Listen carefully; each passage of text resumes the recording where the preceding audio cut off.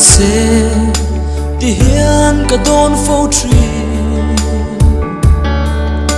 ka zui ze lam che itan ka thok ze lam chung hi engemo ani a ishia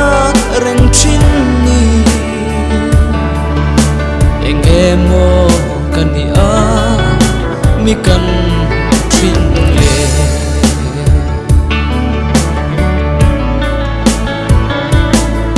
lalpa ka chakna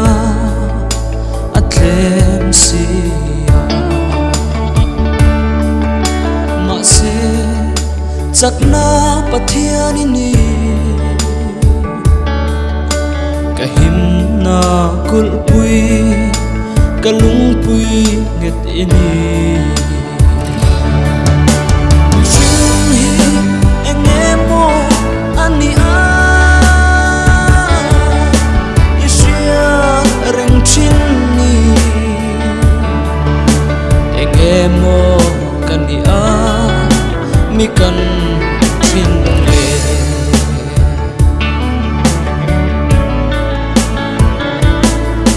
lalpa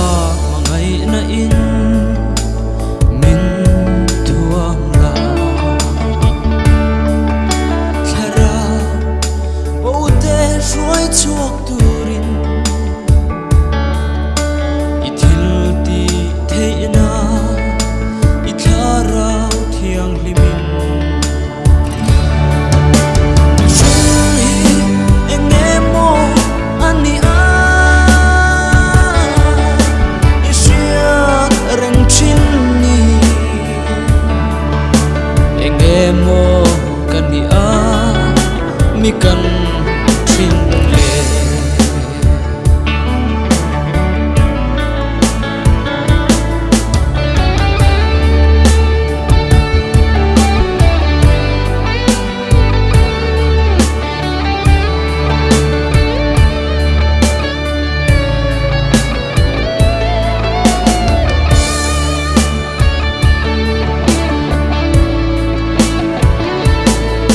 lalpa